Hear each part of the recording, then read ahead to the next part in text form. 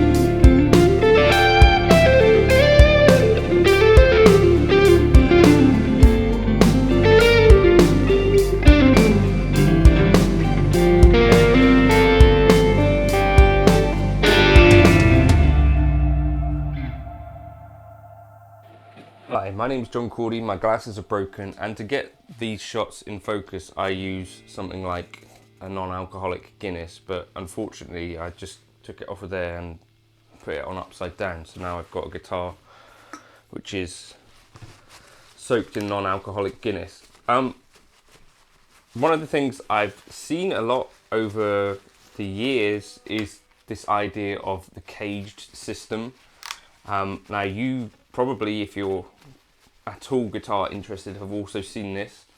I didn't have lessons in guitar growing up. I grew up playing piano, so I'm sort of self-taught guitar, but I was on TrueFire yesterday and I put in chords because I was like, right, I've got a couple of hours to kill because my wife was swimming.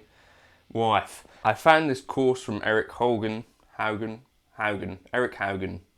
and it was about the cage system and sort of how he approaches it and how he would practice it and this sort of stuff. And it got me thinking about what is the cage system, why you might want it, and I thought it was a really interesting course, so maybe have a look at that if you do think, yeah, this cage system is more of what I'm interested in. TrueFire do sponsor the channel, and that's why occasionally I'll point out something on their site that I actually spent some time looking at and think that might be useful if you want someone to sort of guide you through this stuff in an interesting way. Some of my favourite players are on there: Robin Ford, Tim Miller, Andy Timmons.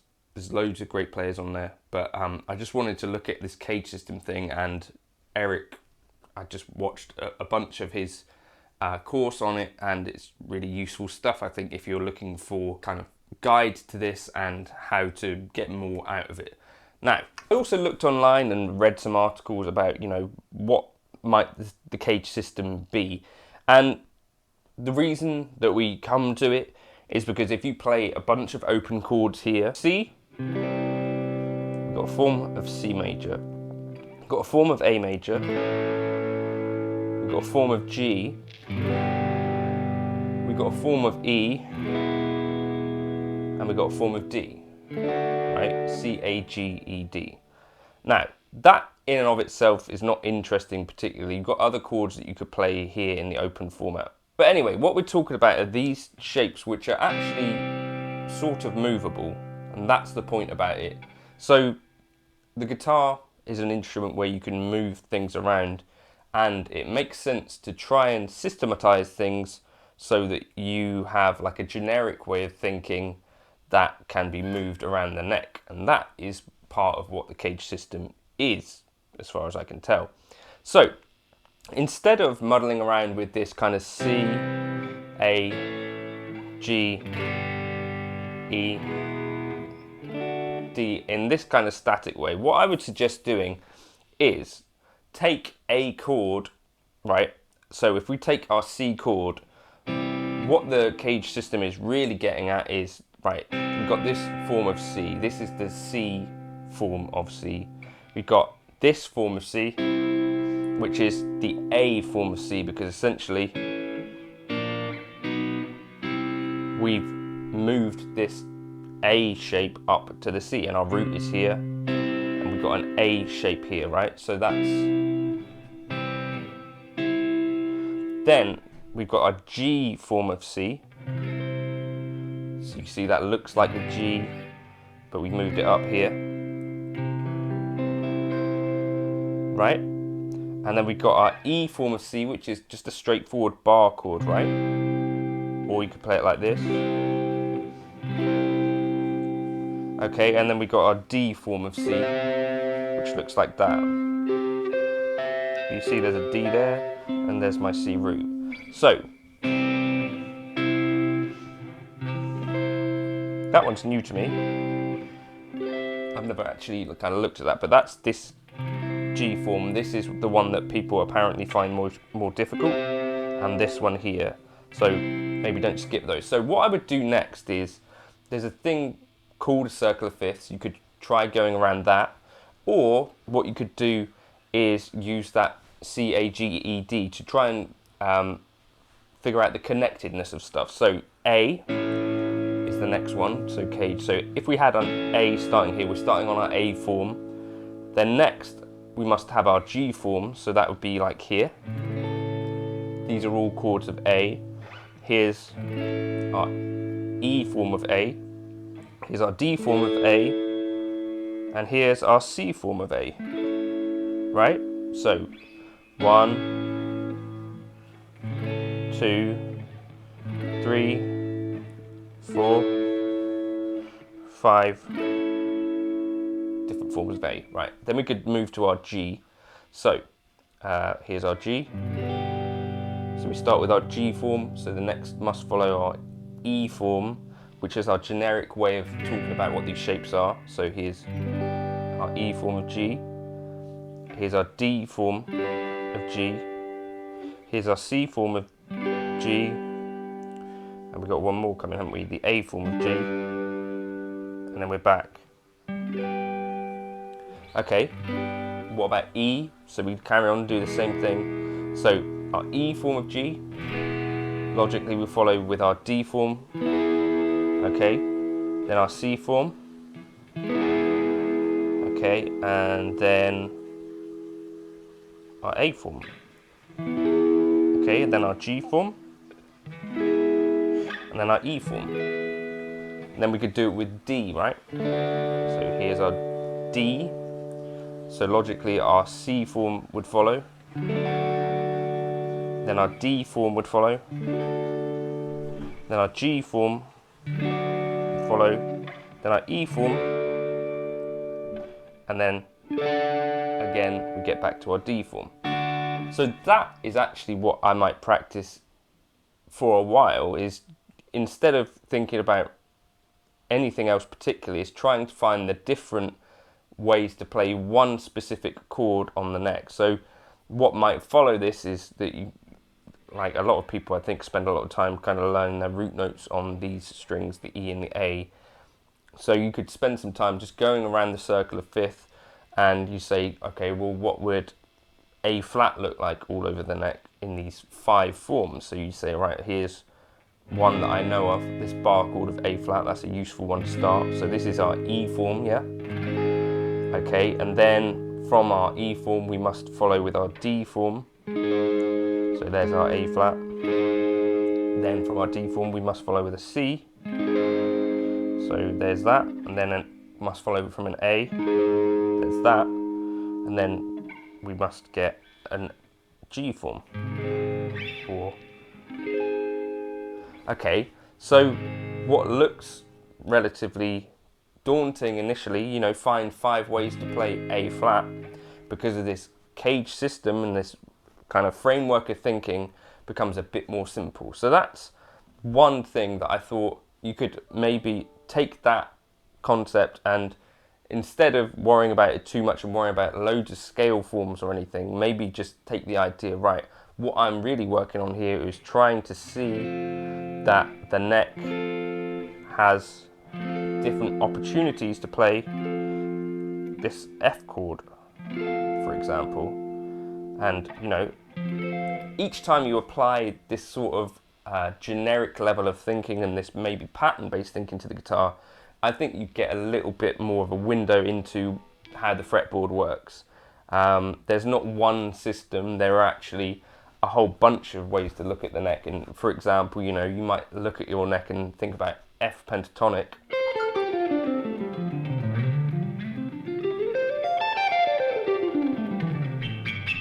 And that is a different system, right? But it does actually match up quite well. So this is part of what Eric talks about. Instead of just practicing just chords or just pentatonics or whatever, when you're in your position that you settle in, try and pair it up with a related pentatonic scale. So here's our F in E form, right? So we could take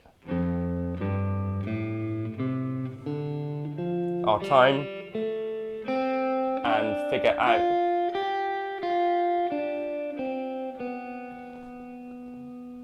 take it nice and slow, figure out where our pentatonic lies here, and so this is not going to work open, so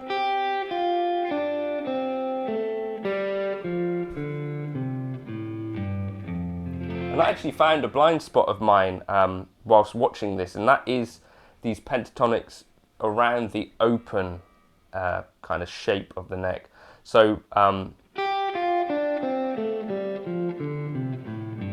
that's never really been something that I've practiced, but I found actually that there's a really kind of cool bunch of sounds that I've not really tried here. So it's something that I'm going to be spending some time on, and hopefully what the intro was exploring sort of D minor and G minor.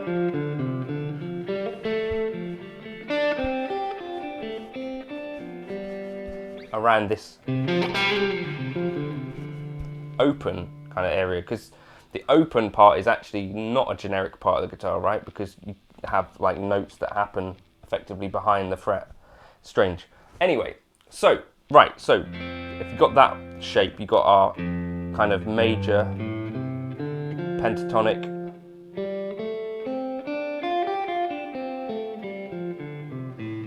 and Eric sort of talks about just slowly trying to play that stuff, maybe even do it with a backing track. Then we've got our D shape, so you think, okay, well, I've been working on this for a while, what could I do? You could add the pentatonic scale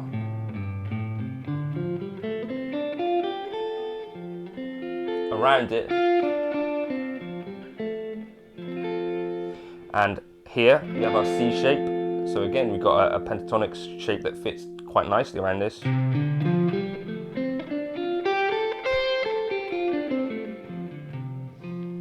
And actually, what you'll notice is that the notes of the chord are all here. So you just kind of have to play around them. Then we've got our A shape here.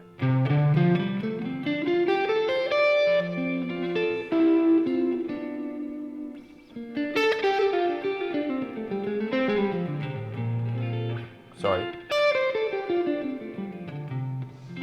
Okay, and then we got our G shape, right? Which is going to look and fit with our D minor pentatonic. And what happens is that if you have a kind of enough experience and practice these sorts of things enough, there starts to become a connectedness to the guitar. And the thing that I can remember as a guitarist was that sometimes there'd be like, I would know one major scale shape and I might know another kind of somewhere else. So I might know like the first position and the fourth, kind of starting from the fourth of the major scale as well.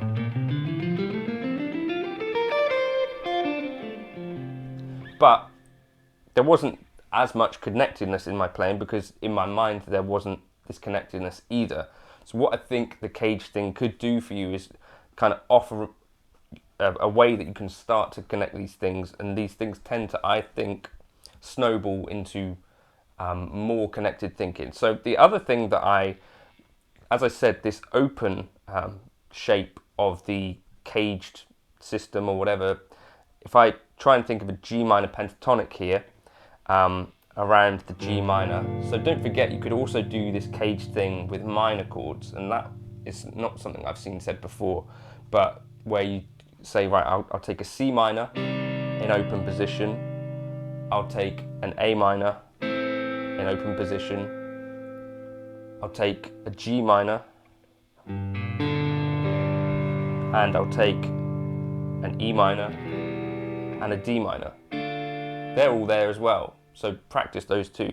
But if I took a G minor, I was thinking, right, how well do I know this?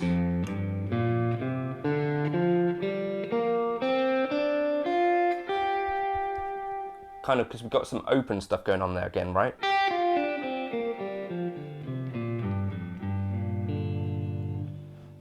So what I was thinking was to illustrate this kind of repetitiveness of the guitar, instead of just staying in this one position, so we've got this G minor, I was thinking, right, I need to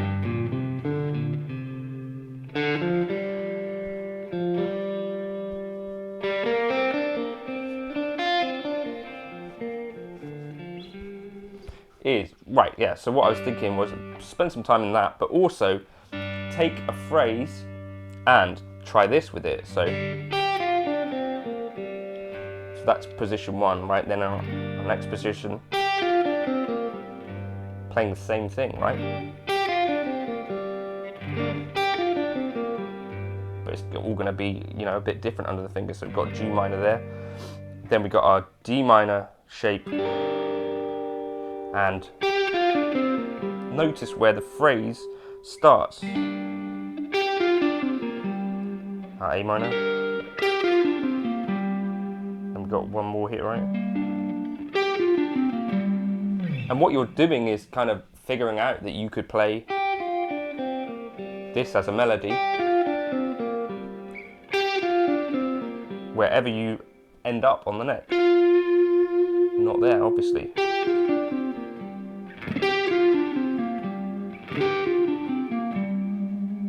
So you could try that as well. So take one phrase in one of your shapes and find how you would play that.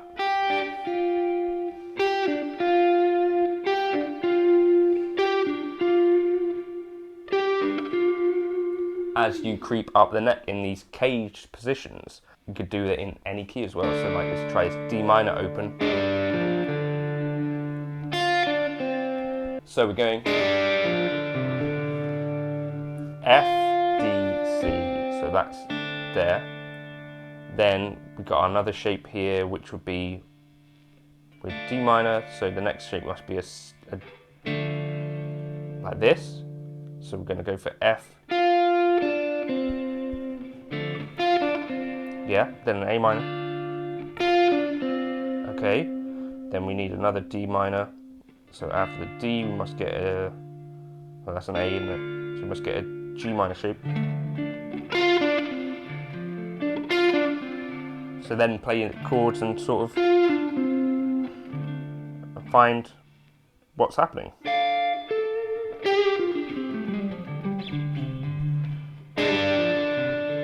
So we get